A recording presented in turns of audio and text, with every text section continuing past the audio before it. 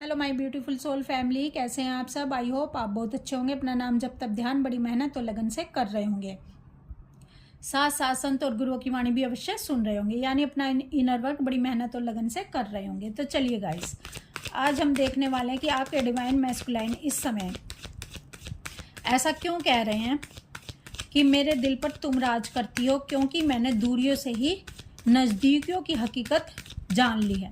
चलिए देखते हैं ऐसा क्या चल रहा है इनकी लाइफ में। प्लीज़ डिवाइन गाइड करें, प्लीज़ राधा रानी गाइड करें। गाइज, ये कलेक्टिव और टाइमलेस रीडिंग है। जब भी आप इसे देखोगे तभी आपसे रेजोनेट होगी। अगर आप मुझसे पर्सनल गाइडेंस या रीडिंग लेना चाहते हो, आप जानना चाहते हो कि आप ट्विन फ्लेम जर्नी पर कहाँ स्टक हो, क्यों आगे नहीं बढ़ पा रहे हो, आखिर आपके डीएम की लाइफ में चल क्या रहा है, क्यों आपके डीएम आपसे कॉन्टैक्ट नहीं कर रहे हैं, या आप अपने डीएम की करंट एनर्जी मुझसे निकलवाना चाहते हो, टैरो रीडिंग लेना चाहते हो या सेशन बुक करवाना चाहते हो, तो आप मुझे 9520642716 नंबर पर व्हाट्सएप मैसेज कर सकते हो और अपने क्वेश्चन के आंसर फुल क्लैरिटी और गाइडेंस के साथ ले सकते हो। तो चलिए देखते हैं guys. Knight of pentacle, the sun, death card,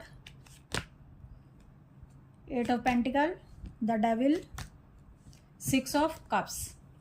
देखिए गाइस, आपके डिवाइन मैस्कुलाइन को अब एहसास हो चुका है कि इनके दिल पर तो इनकी डीएफ ही राज करती है, इनके दिल पर तो डीएफ का ही राज चलता है।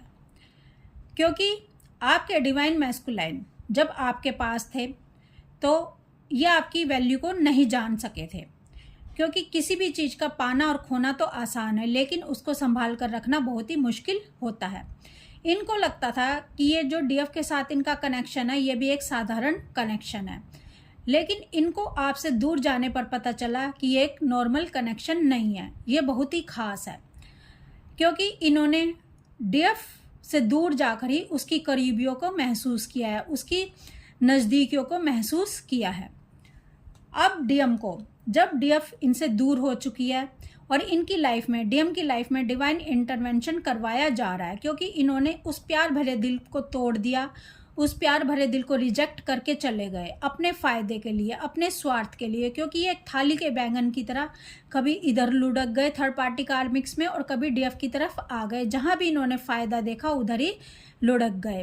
तो अब जब इन पर डिवाइन इंटरवेंशन करवाया गया सेपरेशन के बाद, क्योंकि अब डिवाइन नहीं चाहते थे कि डीएफ का ये और भी अधिक यूज़ करें, डीएफ को और भी दुख दें, तो डिवाइन इंटरवेंशन होने पर इनको अलग कर दिया गया। तो अब डीएम जब आपसे अलग हो गए, अकेले पड़ गए, तो अब डीएम को आपकी वैल्यू समझ आ रही है।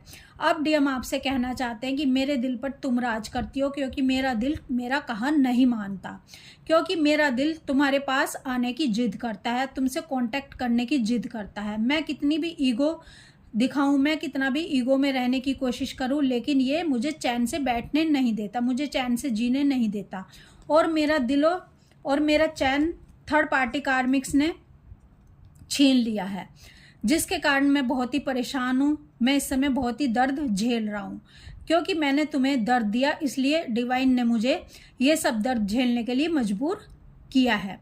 मेरे थर्ड पार्टी कार्मिक्स मुझ पर अटैक बोल रहे हैं, क्योंकि इस समय मैं लो वाइब्रेशन में हूँ, क्योंकि तुम मुझसे दूर चली गई हो। जो मेरी लाइट थी, जो मेरा प्रकाश था, वो मुझसे दूर चला गया है।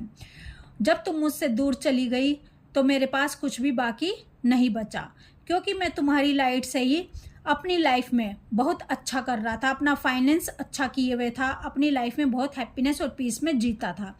लेकिन मुझे लगता था कि ये जो लाइट है वो थर्ड पार्टी कार्मिक के पास है या मेरे पास है। लेकिन जब तुम मुझसे जुदा हो गई, डिवाइन इंटरवेंशन हुआ, हमारा सेपरेशन हुआ, तब मैंने तुम्हारी कदर को जाना, तब मैंने तुम्हारे वैल्यू को समझा।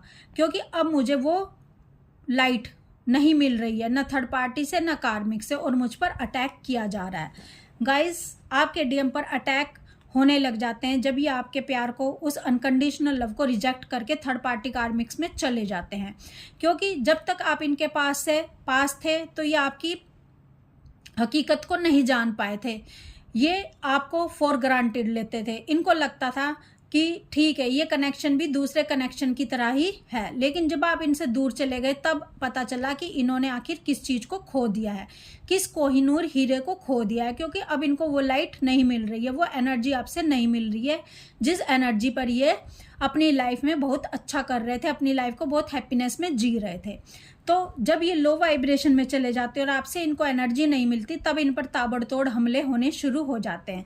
थर्ड पार्टी कार्मिक्स इनके साथ अपना कर्मा बैगेज क्लियर करना शुरू कर देते हैं। तो अब ये इस समय बहुत ही सोच विचार में है। इनको लगता है कि मेरा दिल तो मेरी डीएफ के पास ही रह गया, मेरे तो खाली फिजिकल बॉडी ही मेरे साथ आई थी।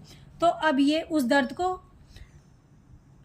दर्द को सहन नहीं कर पा रहे हैं, ये रातों को जाग रहे हैं, ये dark night of the soul से गुजर रहे हैं और इनको बहुत ही पेन महसूस हो रहा है, क्योंकि इनको ये एहसास हो चुका है कि ये जो सारा रायता फैलाया गया था, जो ये सेपरेशन आप दोनों के बीच में आया था, ये इनका ही फैलाया हुआ था, क्योंकि इन्होंने स्वार्थ बुद्धि से सोचा था।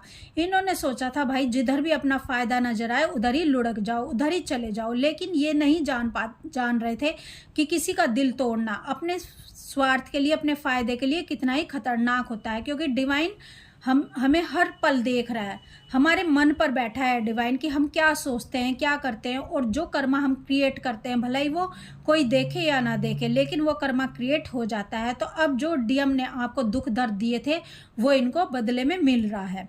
तो अब आपके डिवाइन मैस्कुलाइन काम करना चाहते हैं इस कनेक्शन पर, और ये अपनी थर्ड पार्टी कार्मिक को लेट गो कर रहे हैं, क्योंकि आपने अपने डीएम को लेट गो किया, क्योंकि आप दोनों मिरर सोल हो। जैसा जैसा आप चलते हो वैसे ही आपके डिवाइन मैस्कुलाइन भी आपके पीछे चलते हैं। अगर आप अपने डीएम को लेट गो करते हो, क्योंकि देखो गाइज, अगर सत्य के मार्ग पर हो तो चाहे कार्मिक्स गलत करें, चाहे थर्ड पार्टी गलत करे आपकी तरफ की, चाहे डीएम गलत करें, तो वो गलत ही होगा। ऐसा नहीं कि सामने वाले इंसान को देखकर सही गलत बदलेगा, नहीं, जो गलत है वो गलत है, वो सबके लिए गलत है। अगर जो ठीक है तो वो सबके लिए ठीक है। अगर आपके डीएम आपका यूज़ कर रहे हैं, अगर आपके डीएम आपको मैनिपुलेट कर रहे हैं और आपके डीएम आपकी सच्चाई को नहीं जान पा रहे हैं, तो आप उनको लेट गो करो, ठीक है। आप अपना फोकस खुद पर करो, अपनी वैल्यू करो, अपने सेल्फ लव में आ जाओ, अपनी हाई वाइब्रेशन को हाई करो, अपने डिवाइन से कनेक्ट हो जाओ, ठीक है। एक दिन आपके डीएम आपको समझने पर मजबूर हो ही जाएंगे, क्योंकि अगर गलत है तो आपके डीएम की बात भी आपको बर्दाश्त नहीं करनी है। आपको भी इनको ये बताना है कि ये बात तुम्हारी गलत है और मैं इसको बर्दाश्त नहीं करूँगी।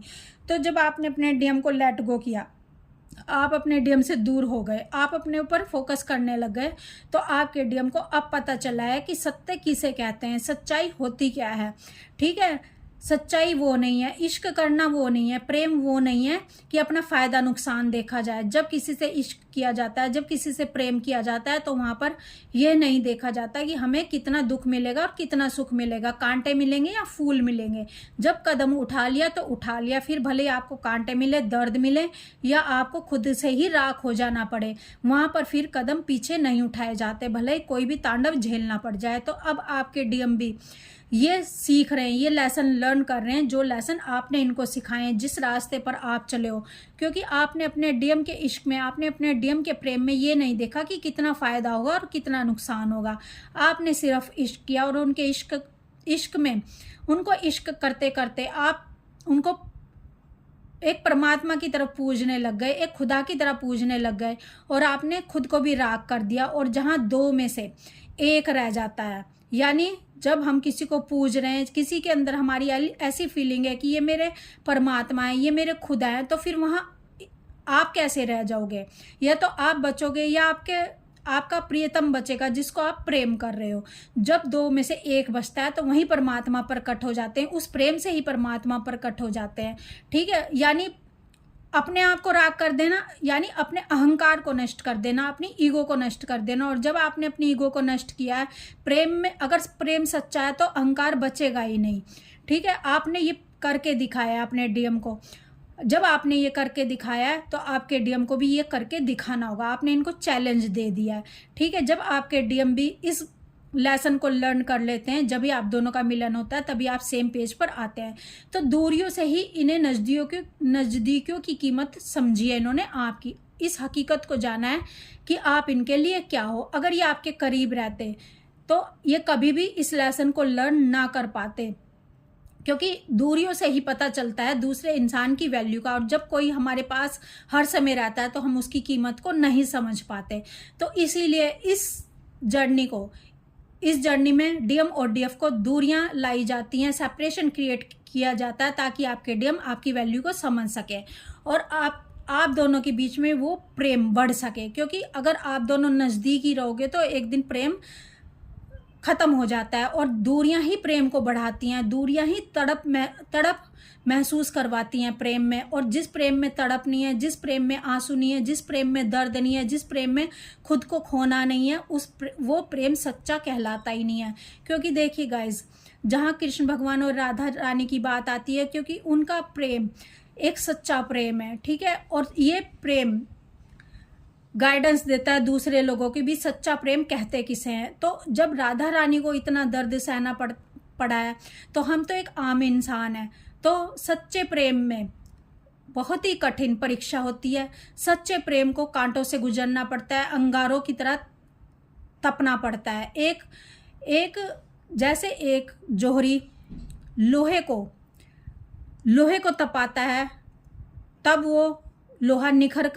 वो सोना निखर कर आता है। जैसे सोने को तपाता है तब वो सोना एक हार बनता है, ठीक है। उसी तरह से जब प्रेम में कष्ट आते हैं, परेशानियां आती हैं, तांडव आते हैं, दर्द आता है, तड़प आती है और जुनून महसूस होता है, तब वही प्रेम सच्चा प्रेम कहलाता है और वहीं से परमात्मा प्रकट होते हैं। तो आपके डीएम ने दूरियों से ही नज़दीकियों की हकीकत को जाना है कि आप क्या एक कोहिनूर हीरा हो उनके लिए, और अब वो आपकी तरफ एक्शन लेने के लिए तैयार हैं, क्योंकि उन्होंने अपना लेसन लर्न कर लिया है।